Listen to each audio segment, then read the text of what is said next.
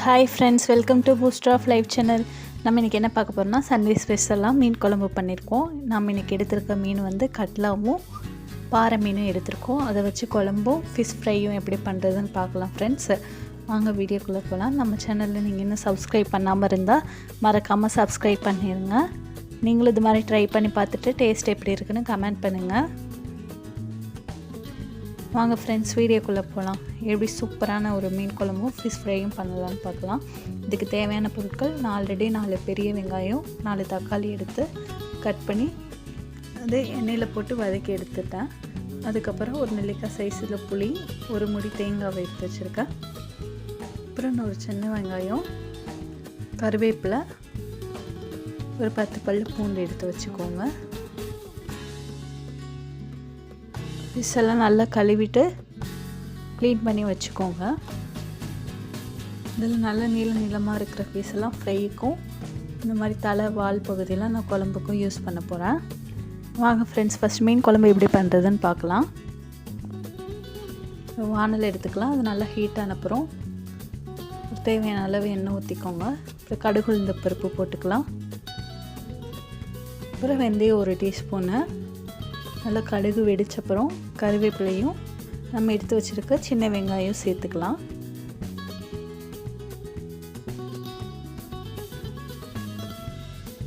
Already நான் வந்து பெரிய வெங்காயம், தக்காளி அதெல்லாம் எண்ணெயிலேயே ஆல்ரெடி வதக்கிட்டு நல்லா மிக்ஸி ஜாரில் போட்டு ஃபைன் பேஸ்ட்டாக எடுத்து வச்சுருக்கேன்.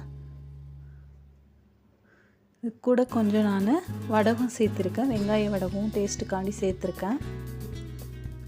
அதுக்கப்புறம் இது கூட ஒரு சின்ன சைஸ் தக்காளியை சேர்த்து வதக்கிக்கோங்க. அப்புறம் வீட்டிலேயே அரைச்ச குழம்பு மிளகாத்தூள் இது கூட ஆட் பண்ணிக்கோங்க.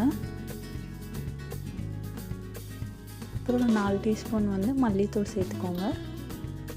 அப்புறம் 2 டீஸ்பூன் வந்து காஷ்மீரி மிளகாய் தூள் சேர்த்துருக்கேன் நான். நீங்கள் காரத்துக்கு ஏற்ற மாதிரி மிளகாத்தூள் சேர்த்துக்கோங்க.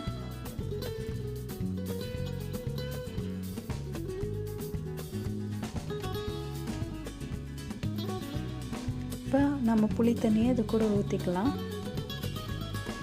நல்லா மிக்ஸ் பண்ணிக்கோங்க. ஓரளவுக்கு ஒரு கொதி வந்தப்புறம் நம்ம ஆல்ரெடி ஃபைன் பேஸ்ட்டாக அரைச்சி வச்சுருக்க தக்காளி வெங்காயத்தை இது கூட ஊற்றிக்கலாம்.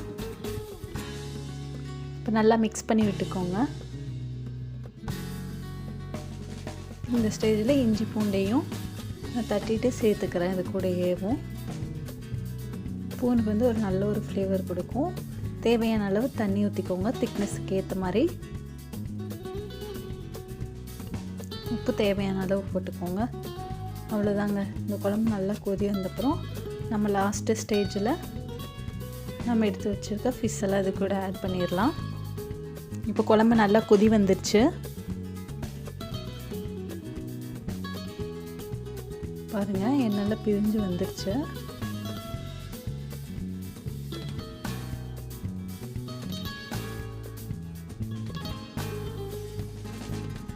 இந்த ஸ்டேஜில் நாம் வந்து மீனை சேர்த்துட்டு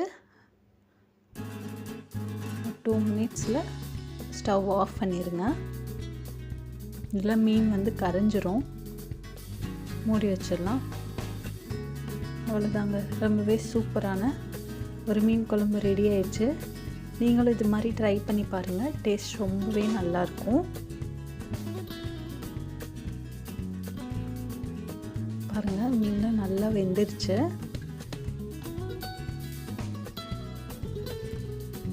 மீன் குழம்பு பொறுத்த வரைக்கும் நல்லா குழம்பு காஞ்சப்புறம் லாஸ்ட்டாக தான் மீன் சேர்க்கணும். ஏன்னா மீனெல்லாம் கரைஞ்சிரும். இப்போ நம்ம ஃபிஷ் ஃப்ரைக்கு ரெடி பண்ணலாம்.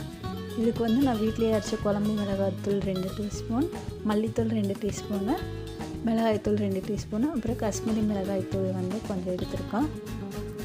அப்புறம் வந்து லெமனு, தேவையான அளவு உப்பு, அப்புறம் இஞ்சி பூண்டு சேர்த்துருக்கேன். நீங்கள் வந்து காரத்துக்கு ஏற்ற மாதிரி மிளகாத்தூள் சேர்த்துக்கோங்க. இந்த லெமனை பிழிஞ்சு வச்சுட்டு கொஞ்சமாக தண்ணி ஊற்றி நல்லா பேஸ்ட் மாதிரி ரெடி பண்ணிக்கலாம்.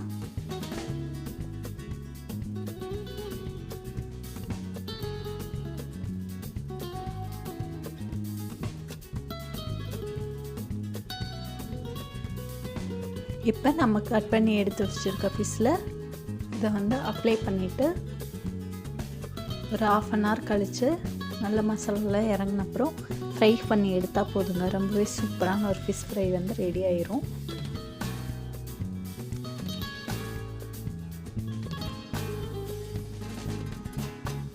அவ்வளோதான், மசாலாலாம் ஃபுல்லாக அப்ளை பண்ணியாச்சு. இது ஒரு 1/2 மணி நேரம் ஊறட்டும். அதுக்கப்புறம் நம்ம வந்து இதை ஃப்ரை பண்ணிக்கலாம். அப்புறம் வானல் எடுத்துகிட்டு ஹீட் ஆனப்புறம் இது வந்து நான் எண்ணெயில் போட்டு பொரிக்க போகிறதில்ல, அதில் போட்டு வறுத்து எடுக்க போகிறேன். அதனால் எண்ணெய் அளவாக தான் சேர்த்துருக்கேன் நான். இதுலேயே வந்து ஃபிஷ் ஃப்ரையை போட்டுடலாம் நம்ம.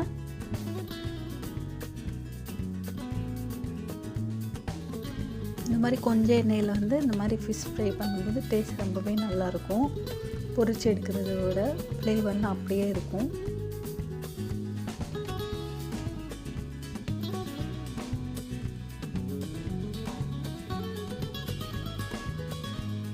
மீன் ரொம்பவே சாஃப்டாக இருக்கும், பஞ்சு மாதிரி.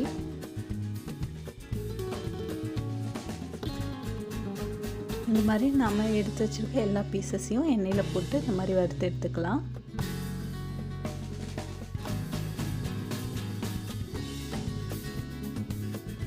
பாருங்கள், ரொம்பவே சூப்பரான ஒரு ஃபிஷ் ஃப்ரை ரெடி ஆயிடுச்சு. நீங்களும் இதே மாதிரி ட்ரை பண்ணி பாருங்கள். டேஸ்ட் ரொம்பவே அல்டிமேட்டாக இருக்கும். எல்லாருமே ரொம்ப லைக் பண்ணி சாப்பிடுவாங்க.